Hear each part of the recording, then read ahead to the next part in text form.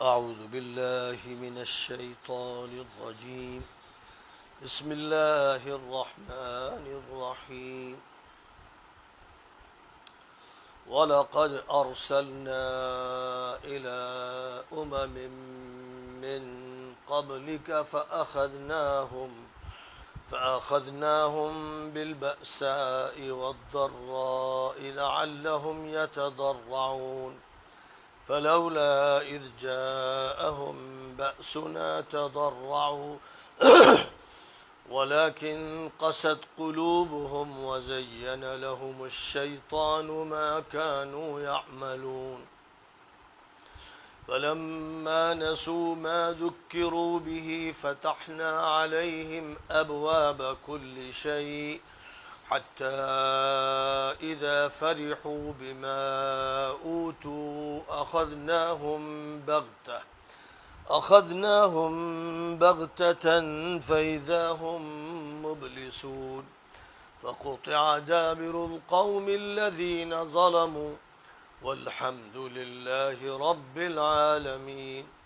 قل أرأيتم إن أخذ الله سمعكم وأبصاركم وختم على قلوبكم من إله غير الله يأتيكم به انظر كيف نصرف الآيات ثم هم يصدفون. قل أرأيتكم إن أتاكم عذاب الله بغتة أو جهرة هل يهلك إلا القوم الظالمون وما نرسل المرسلين إلا مبشرين ومنذرين فمن آمن وأصلح فلا خوف عليهم ولا هم يحزنون والذين كذبوا بآياتنا يمسهم العذاب بما كانوا يفسقون. قل لا أقول لكم عندي خزائن الله ولا أعلم الغيب ولا أقول لكم إني ملك إن أتبع إلا ما يوحى إلي قل هل يستوي الأعمى والبصير أفلا تتفكرون. وأنذر به الذين يخافون أن يحشروا إلى ربهم ليس لهم من دونه ولي ولا شفيع لعلهم يتقون.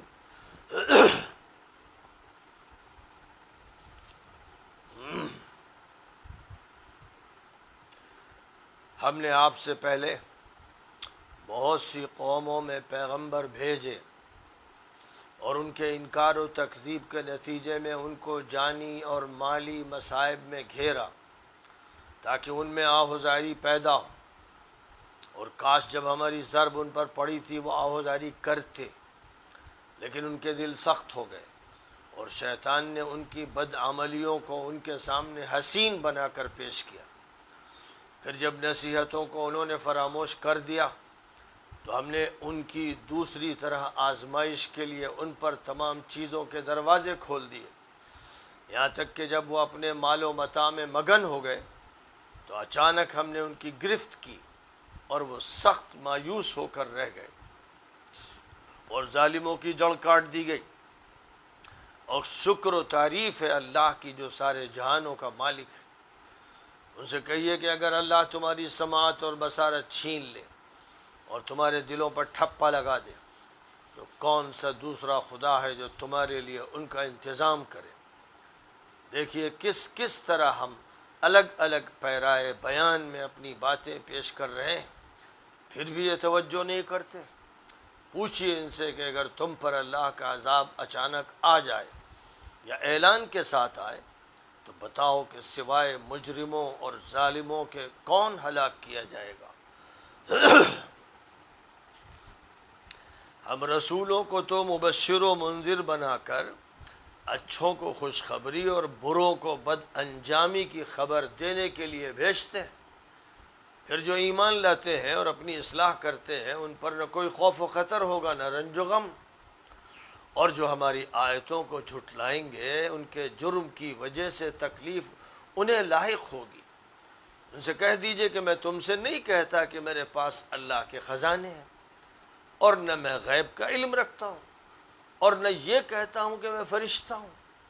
میں تو صرف اس وحی کا اتباع کرتا ہوں جو میری طرف بھیجی جا رہی۔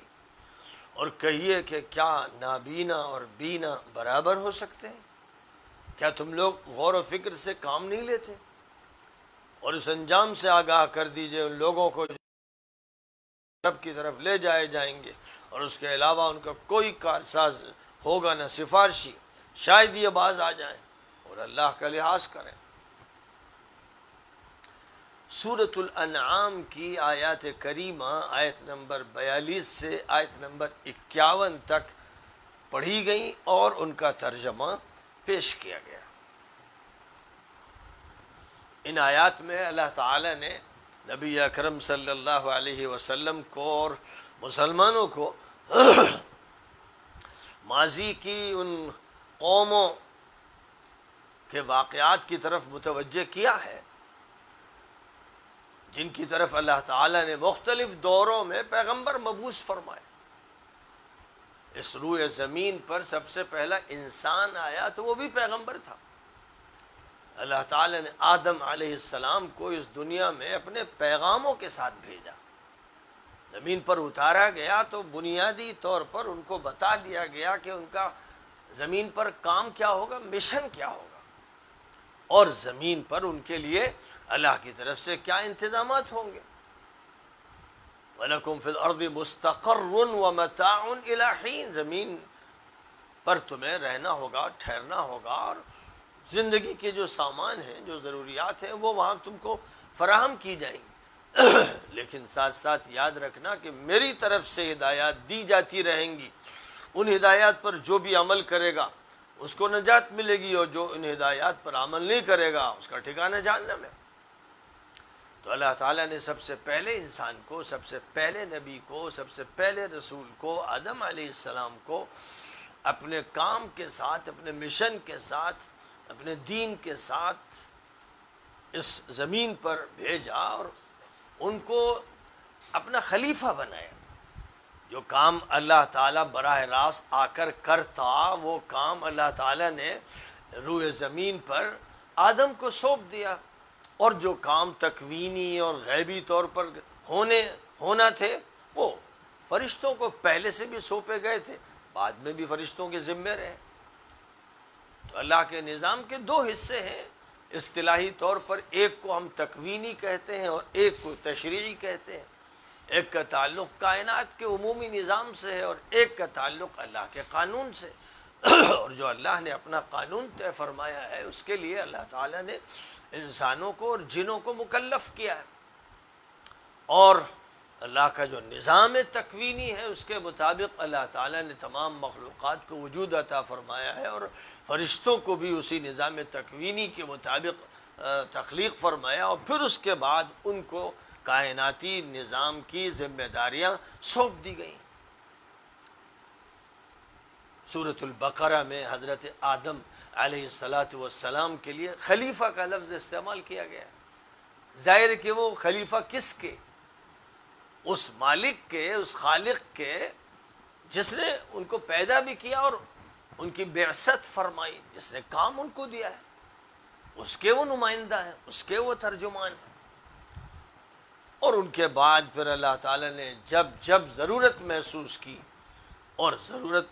اس وقت محسوس کی جاتی رہی کہ جب زمین میں فساد غالب آ گیا، جب شرک اور کفر اور برائیاں پھیل گئیں، ان کا دورہ ہونے لگا، تب اللہ تعالیٰ نے کسی نبی کو مبعوث فرمایا، کسی رسول کو مبعوث فرمایا، اور اس کو یہ ذمہ داری سونپی گئی کہ وہ لوگوں کے سامنے بات کہے، واضح کرے، حجت قائم کرے، اللہ کی دی ہوئی دلائل ان کے سامنے پیش کرے۔ تو پیغمبر کا کام یہی ہوتا تھا کہ وہ اللہ کی وحی کی بنیاد پر اور اللہ کے پیام کی بنیاد پر صاف اور صریح اور کھلی بات کرتا تھا، وہ لاگ لپیٹ کی بات نہیں کرتا تھا، اور اس کا مرکزی پوائنٹ توحید کا پوائنٹ ہوتا تھا، اللہ کی وحدانیت، اور صرف اللہ کی وحدانیت نہیں، اللہ کی صفات، اللہ کے اسماء حسنہ، اللہ کے افعال و تصرفات کا وہ ذکر کرتا رہتا تھا، اور اس طرح انسانوں کو اپنے خالق و مالک سے اور حاکم سے متعارف کراتا تھا۔ یہ پیغمبر کا بنیادی کام ہوتا ہے۔ تمام پیغمبروں کو جو ذمہ داری سونپی گئی ہے، وہ ذمہ داری اس نقطے سے سب سے پہلے تعلق رکھتی ہے، کیونکہ بغیر بنیاد کے عمارت نہیں کھڑی ہو سکتی، اور اسلام کی بنیاد، اللہ کے دین کی بنیاد توحید ہے۔ اس لیے پہلے توحید کی بنیاد پر محنت ہوتی ہے، بنیاد کے بعد پھر عمارت اٹھتی ہے عبادات کی، معاشرت کی، اخلاق کی اور زندگی کے مختلف کاموں کی۔ لیکن اگر بنیاد ہی قائم نہ ہو تو عمارت کہاں اٹھے گی؟ اس لیے کوئی بھی پیغمبر ایسا نہیں ہے جو توحید سے ہٹ کر دوسرے مسائل چھیڑ دے۔ اس لیے جہاں جہاں بھی لوگ کسی اصلاحی مشن کو لے کر کھڑے ہوتے ہیں اور توحید سے ہٹ کر بات کرتے ہیں، ادھر ادھر کی باتیں، اس کے مختلف نام رکھ دیتے ہیں، پیام انسانیت نام رکھ دیا جائے یا اور کوئی نام رکھ دیا جائے، اور اس کے بعد کام وہاں سے شروع کیا جائے جہاں توحید اصل نہ ہو، تو یہ انبیاء کا طریقہ تو نہیں ہے۔ بہرحال ممکن ہے جائز طریقوں میں سے ایک جائز طریقہ ہو، لیکن اولو العزم پیغمبر، بلکہ جتنے بھی پیغمبر اور جتنے بھی انبیاء رہے ہیں، ان کے یہاں کام کے طریقے میں کہیں اس کا سراغ ملتا ہی نہیں ہے کہ وہ توحید کو کنارے ڈال کر اور اس پر بات نہ کرتے ہوئے کہیں اور سے بات شروع کرتے ہوں، جبکہ وہ تو 100% مشرکوں کے بیچ میں ہوتے ہیں۔ کیسی حیرت کی بات ہے کہ جہاں مسلمان 25 کروڑ ہوں، 30 کروڑ ہوں، اور وہاں پر وہ توحید کی بات نہ کریں، کبھی اپنے سیاسی مسائل کی بات کریں اور کبھی تمدنی مسائل کی بات کریں اور کبھی اسکول کی بھیک مانگیں اور کبھی حکومت سے پیسہ طلب کریں اور کبھی روٹی کپڑا مکان مانگیں۔ یعنی ایک تو مانگنے والے بنے اور اس کے بعد سوائے مادی چیزوں کے اور کچھ نہ مانگے۔ ظاہر ہے کہ وہ ان سے اور کیا مانگ سکتے ہیں، اور جو انہیں دینا ہے اور پیغمبروں نے جو کچھ دیا ہے اور جس کے لیے امت اسلامیہ کو وجود میں لایا گیا ہے، وہ بات نہ کریں، تو ظاہر ہے کہ ایسی شکل میں نہ اللہ کی مدد ملے گی، نہ اللہ کی نصرت ملے گی، نہ اللہ کی عنایت ہوگی، اور نہ وہ صحیح معنی میں موحد ہوں گے، اور نہ وہ پیغمبروں کے نمائندہ ہوں گے، اور نہ وہ اسلام کے صحیح معنی میں علم بردار ہوں گے۔ ایک تماشا ہے، ایک نمائش ہے، ایک مظاہرہ ہے، ایک دکھاوا ہے، اور اس دکھاوے میں زندگیاں کٹ جاتی ہیں اور مسلمان ناکام رہتے ہیں، نامراد رہتے ہیں۔ خیر، بہرحال یہ تو پیغمبروں کا مسئلہ ہے۔ قوموں کا مسئلہ کیا رہا ہے؟ جب مسئلہ قوموں کا آتا ہے تو امت کو سوچنا چاہیے، امت مسلمہ کو اور اس کی قوموں کو، کیونکہ ظاہر ہے امت بھی قوموں میں بٹ گئی، عرب و عجم میں بٹ گئی، مشرق و مغرب میں بٹ گئی، اور اس کے بعد کالوں اور گوروں میں بٹ گئی، اور قبیلوں میں بٹ گئی، اور برادریوں میں بٹ گئی، پھر پارٹیوں میں بٹ گئی، مسلکوں میں بٹ گئی، فرقوں میں بٹ گئی۔ کتنی بٹائی کا کام ہوا ہے، تفریق کا کام کتنا ہوا ہے کہ امت واحدۃ کا صرف لفظ رہ گیا ہے۔ اس کو اگر کہیں تلاش کرنا چاہیے تو جہاں بھی آپ چلے جائیے وہاں یہ امت نہیں ملے گی جس کو امت واحدہ کہا گیا۔ تو یہ وجہ اس کی یہی ہے کہ اللہ تعالیٰ جو فرما رہا ہے اس پر غور کرنا ہے، اس طرح نہیں کہ یہ گزشتہ قوموں کے تذکرے ہیں، بلکہ اس طرح غور کرنا ہے کہ یہ ہمارا ذکر ہے۔ لقد انزلنا الیکم کتابا فیہ ذکرکم افلا تعقلون، ہم نے یہ کتاب اتاری ہے جس میں تمہارے لیے نصیحت ہے، ایک یہ ترجمہ ہے، اور جس کا ایک ترجمہ یہ بھی ہے کہ تمہارا بھی ذکر ہے۔ ہم نے وہ کتاب اتاری ہے جس میں تمہارا ذکر ہے، یعنی ایمان والوں کا ذکر ہے، منافقوں کا ذکر ہے، اور ظالموں کا ذکر ہے، مظلوموں کا ذکر ہے، اور کافروں کا ذکر ہے، اور موحدوں کا ذکر ہے، مختلف طبقات کا ذکر فرمایا گیا ہے۔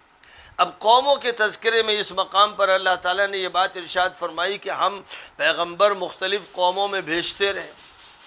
پیغمبر ان کے درمیان کام کرتے رہے، اور ان کو ہم نے مبشر اور منذر بنایا۔ یعنی وہ ماننے والوں کو خوشخبری دیں اور نہ ماننے والوں کو آگاہ کر دیں، خبردار کر دیں، خطروں کے بارے میں بتا دیں کہ ان کا انجام اچھا نہیں ہوگا۔ تو یہ فرمایا گیا کہ جب ایسا ہوا اور لوگوں نے پیغمبروں کی باتوں کا انکار کیا، پیغمبروں سے گریز کیا، جو بات اللہ کی کہی جا رہی ہے اس کو ٹالا، اس سے فرار اختیار کیا، تو اللہ یہ فرماتا ہے کہ پہلے تو ہم ان کو آزمائشوں میں گھیرتے ہیں، پکڑتے ہیں، مالی آزمائشیں، جانی آزمائشیں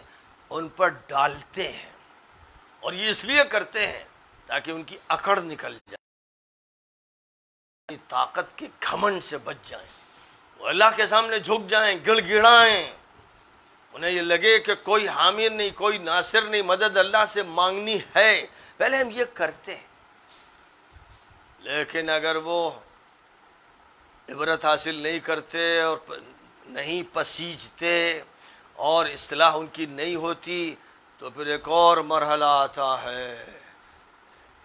جب وہ باتوں کو بالکل ٹال دیتے ہیں اور سبق کو فراموش کر دیتے ہیں اور انبیاء کرام کی دعوت کے ساتھ معاملہ سنی انسنی کا اور نسیم منسیہ کا کر دیتے ہیں، تب پھر ہم ان کو مادی اعتبار سے نوازتے ہیں، یعنی مادی اعتبار سے نعمتوں کی ریل پیل کر دیتے ہیں، اور اپنے جرائم میں وہ مجرم بڑھتے چلے جائیں، دولت دیتے ہیں، حکومت دیتے ہیں، ان کو مواقع فراہم کرتے ہیں، پھر ہم یہ کرتے ہیں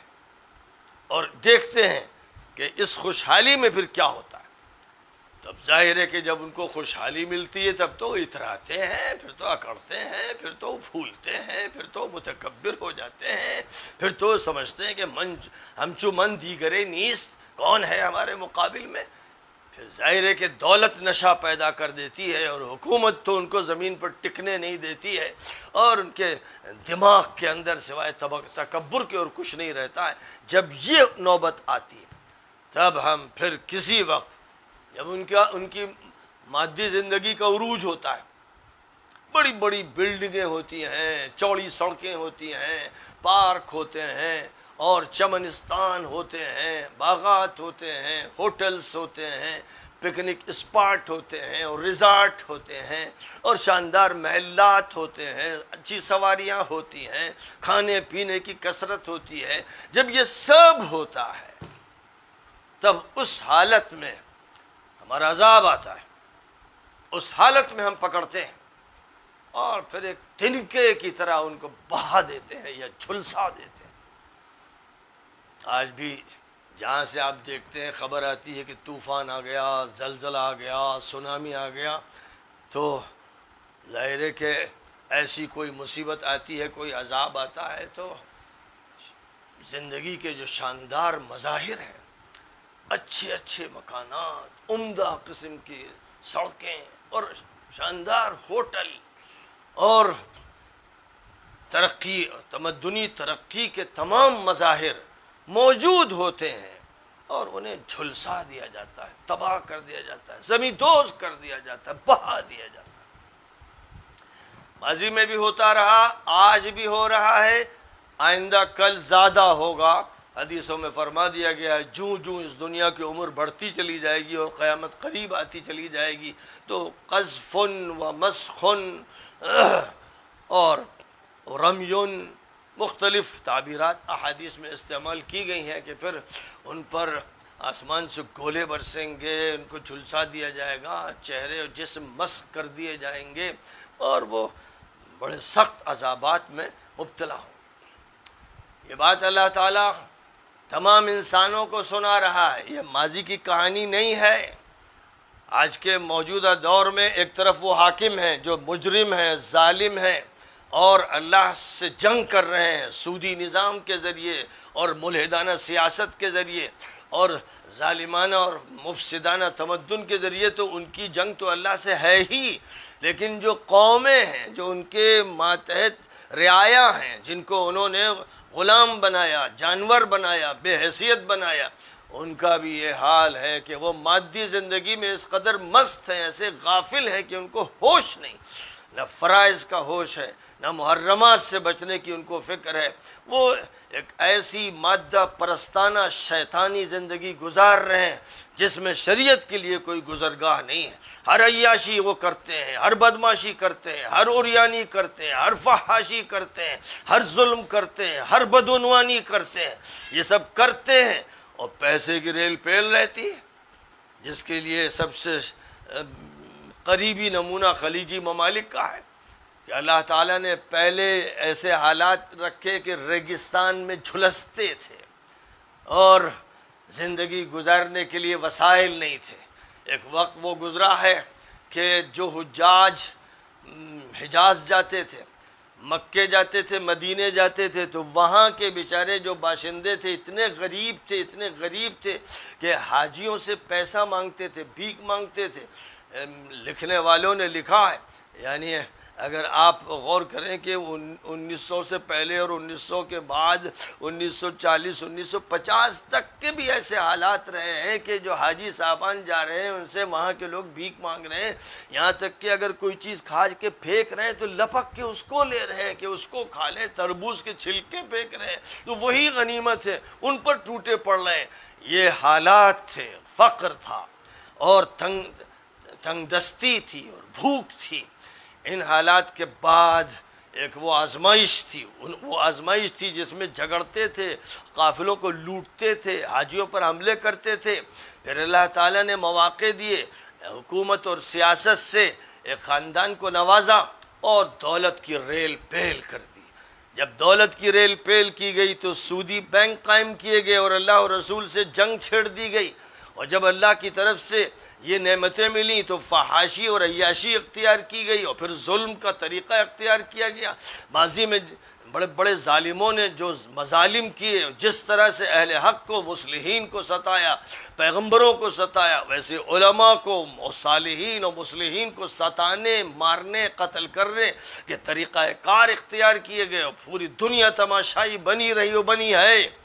تو اللہ نے فرمایا تھا کہ پہلے ہم آزمائش کرتے ہیں تنگیوں سے، پھر اس کے بعد آزمائش کرتے ہیں خوب عطا کر کے، خوب ریل پیل کر کے. لیکن جن کے دل بگڑ چکے ہوتے ہیں، جن کے دلوں میں قسوت ہوتی ہے، قساوت ہوتی ہے، جن کے دل پتھر ہو جاتے ہیں، جن کا شیطان ساتھی ہوتا ہے اور شیطان ان کے لیے ان کے نظام کو مزین کرتا ہے. پیچھے شیطان بیٹھا ہوتا ہے جو سیاسی پالیسی بناتا ہے، ان کا تھنک ٹینک ابلیس کی سرکردگی اور صدارت میں غور و فکر کرتا ہے، اور غور و فکر کے نتیجے میں جو تجاویز پاس ہوتی ہیں جن کا نفاذ ہوتا ہے اور لوگ دیکھتے ہیں تو چیخنے لگتے ہیں کہ یہ کیا ہو رہا ہے. عورتوں کو اب بے پردہ بنایا جا رہا ہے، سینما گھر قائم کیے جا رہے ہیں اور تھیٹر قائم کیے جا رہے ہیں اور لوگوں پر ظلم کیا جا رہا ہے اور عیاشیاں کی جا رہی ہیں. ان کے قصے سنتے ہیں، ان کے مناظر دیکھتے ہیں تو لوگ حیران رہ جاتے ہیں کہ یہ کیا ہو رہا ہے. وہ یہ بھول جاتے ہیں کہ اللہ تعالیٰ نے تو سب بتا دیا نا. وَلَكِنْ قَسَتْ قُلُوبُهُمْ وَزَيَّنَ لَهُمُ الشَّيْطَانُ مَا كَانُوا يَعْمَلُونَ. شیطان جو ہے وہ ان کی رہنمائی کرتا ہے، ان کی کرسی صدارت پر وہ بیٹھتا ہے. تو جب ان کا یہ حال ہوتا ہے کہ سب کچھ وہ بھلا دیتے ہیں کہ اللہ کیا چاہتا ہے، پیغمبر کیا چاہتے تھے اور کس مقصد کے لیے جزیرۃ العرب کو فتح کیا گیا تھا، جب یہ بھول جاتے ہیں تو ہم فتحنا علیہم ابواب کل شیء، خوب ہم ان کو ہر طرح کی مادی نعمت دے دیتے ہیں، خوب نواز دیتے ہیں. ایسا لگتا ہے ان کو کہ بس اب تو ہم ہی ہم ہیں. حتی اذا فرحوا بما اوتوا اخذناہم بغتہ، جب وہ مست ہو جاتے ہیں، مگن ہو جاتے ہیں اور اترانے لگتے ہیں، نشے کی حالت میں ہوتے ہیں، اپنی حکومت اور مملکت اور اپنی ترقی اور اپنے پیسوں پر ان کے اندر ایک نشہ پیدا ہوتا ہے. اخذناہم بغتہ، پھر ہم اچانک پکڑتے ہیں، ایسا تباہ و برباد کرتے ہیں کہ نام و نشان مٹا دیتے ہیں. پھر وہ ہم نامراد ہو جاتے ہیں، مایوس ہو جاتے ہیں اور پھر ان کو کچھ نہیں ملتا اور ان کی جڑ کاٹ دی جاتی ہے. یہ اللہ کا نظام ہے اور اللہ اپنے نظام کو کھول کر بتا رہا ہے، کوئی چیز ڈھکی چھپی نہیں رکھ رہا ہے. اور یہ مطلب نہیں کہ صاحب یہ تو قصہ قوم نوح کا یا قوم عاد کا یا قوم سمود کا ہے، جو اس طرح سے ان قصوں کو صرف ماضی کے ساتھ وابستہ کرتے ہیں اور پڑھتے اسی طرح اور پڑھاتے اسی طرح وہ قرآن کے محرف ہیں، وہ علم سے محروم ہیں، ان کے دل سیاہ ہیں، وہ قرآن کا فہم کبھی حاصل کر ہی نہیں سکتے۔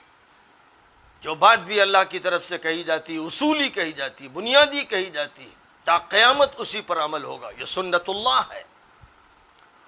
تو فرمایا جا رہا ہے کہ تمہارے اگر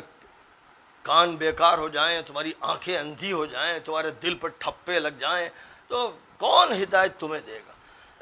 تمہیں ہدایت تو اللہ سے مل سکتی تھی، اور جب اللہ ہی سے تعلق توڑ دیا گیا اور اللہ کی کتاب سے تعلق توڑ دیا گیا، تو پھر جب اللہ کا عذاب آئے گا تو بتاؤ بچائے گا کون؟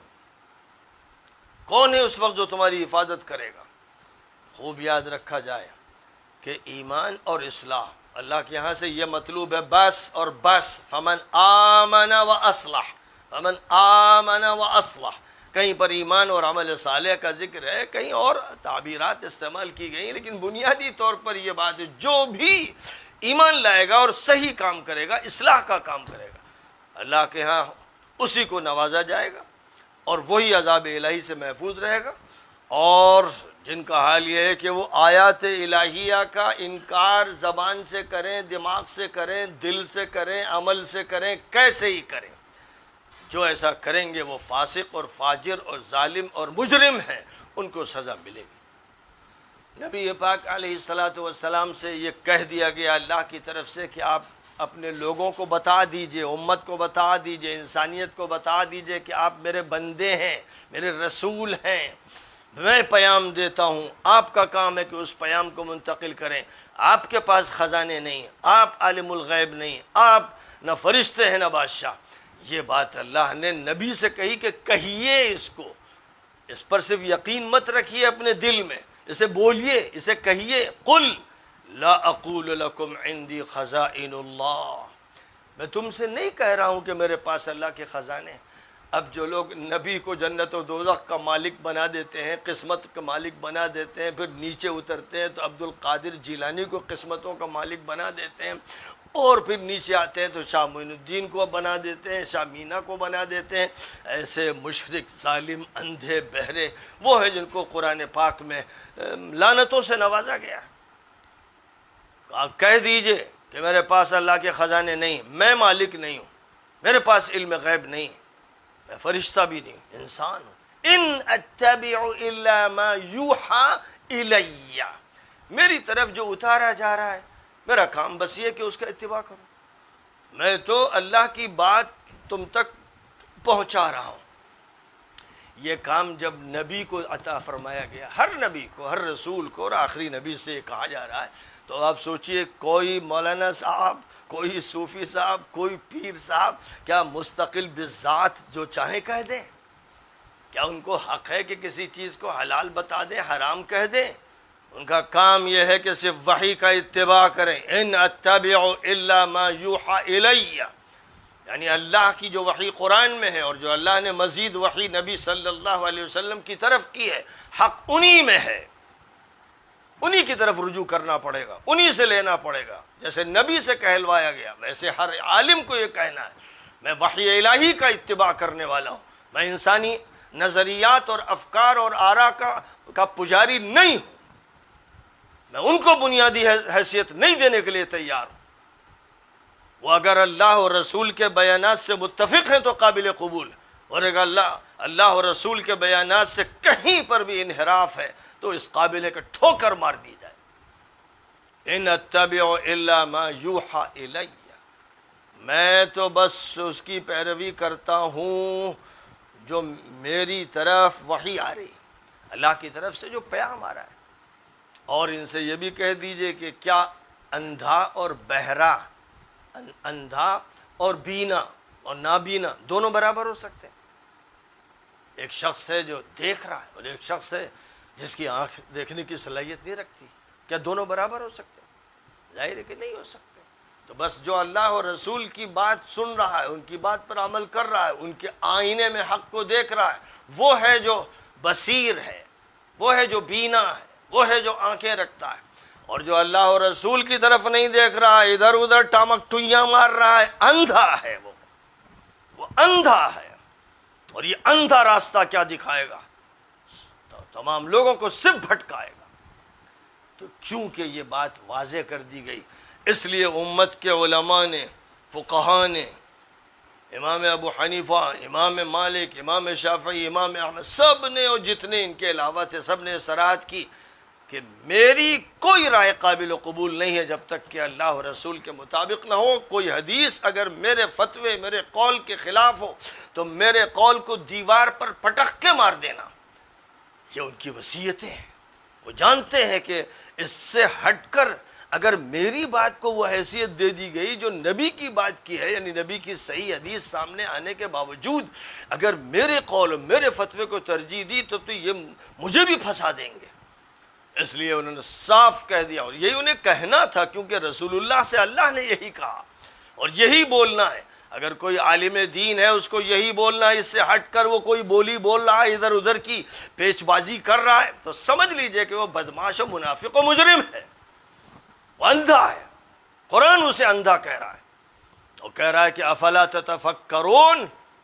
سمجھ نہیں ہے تمہارے اندر، دماغ تمہارا بیکار ہو گیا ہے۔